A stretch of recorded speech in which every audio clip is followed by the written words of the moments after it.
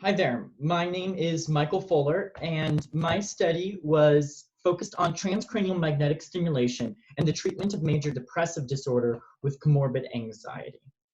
So just a brief outline of my presentation today. First, I'll go into a background, a little bit about major depressive disorder and anxiety disorders and TMS treatment.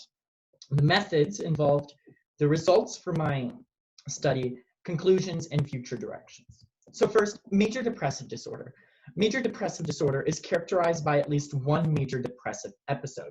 And the symptoms of this can include anhedonia, which is the lack of enjoyment, particularly of activities, persistent depressive mood, thoughts of death, particularly suicidal ideation, which can lead to suicidal attempts, disturbances in sleep, either too much sleep or too little sleep, and substantial weight gain or loss. And this is usually loss or gain over 2 weeks of 5% of the body mass.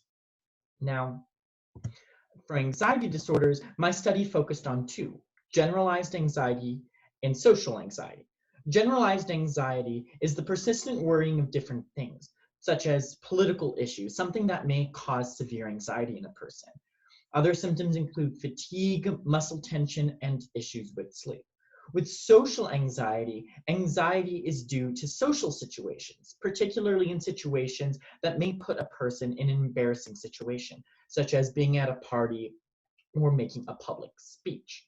Now, with depression and anxiety, these disorders can be comorbid, with depression also having symptoms of anxiety that may lead to a full diagnosis of anxiety. It is very common for depression and anxiety to be interlinked. There are multiple treatments available for patients with depression and anxiety, such as antidepressants and anxiety medications. And while these are effective with many patients, they're not always with others. And so a new novel form of treatment is transcranial magnetic stimulation.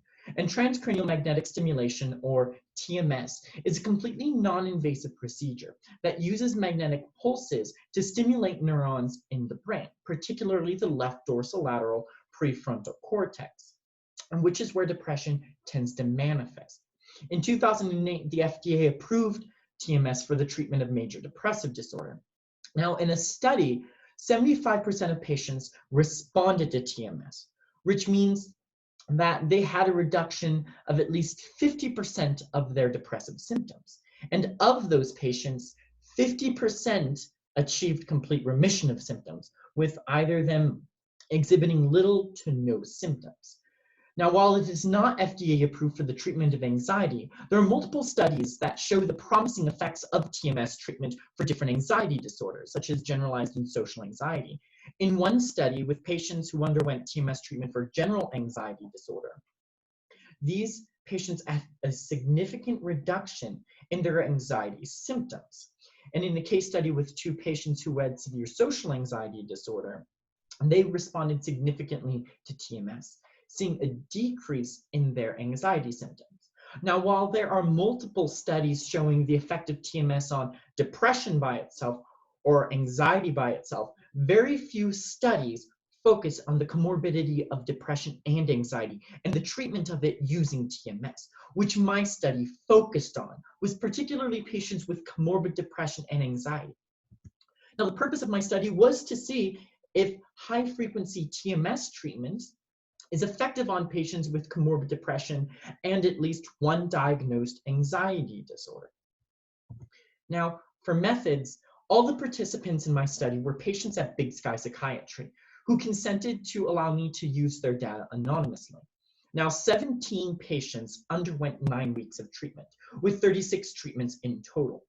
The treatment was ran at high frequency, with the locus being at the left dorsolateral prefrontal cortex.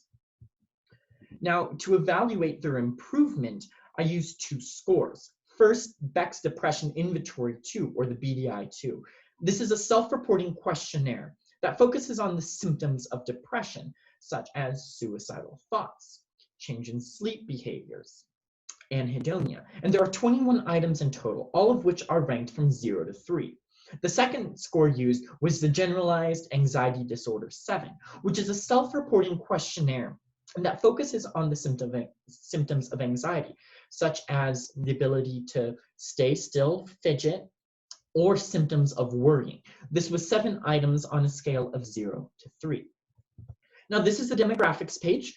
Patients were broken up into 3 groups, either patients with just depression with no diagnosed anxiety, patients with depression and generalized anxiety, and then patients with depression, generalized, and socialized anxiety.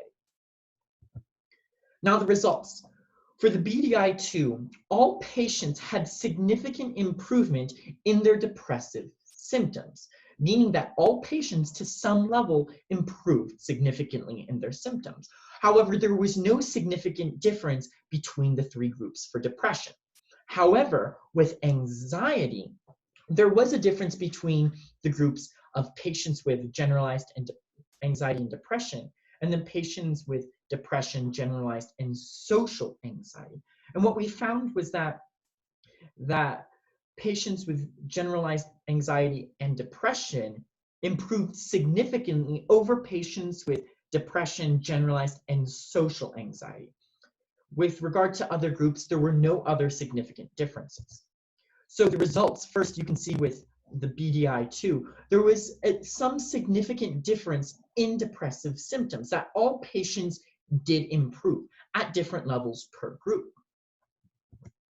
For anxiety symptoms, there is a significant difference between the generalized anxiety and the generalized and social anxiety groups, with the generalized anxiety disorder groups improving significantly in their anxiety symptoms over the patients with the 2 anxiety disorders. So, conclusions.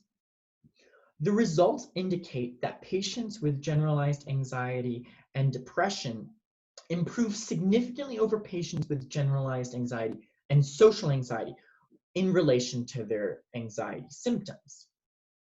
Now, limitations of this study first include small number of participants. There were only 17 participants included in the study. And then sensitivity and specificity of the G87. For the G87, it was sensitive to generalized anxiety and specific to generalized anxiety, far higher than social anxiety. Now, while the G87 is capable of detecting social anxiety disorder, it is not nearly as easily detected as generalized anxiety.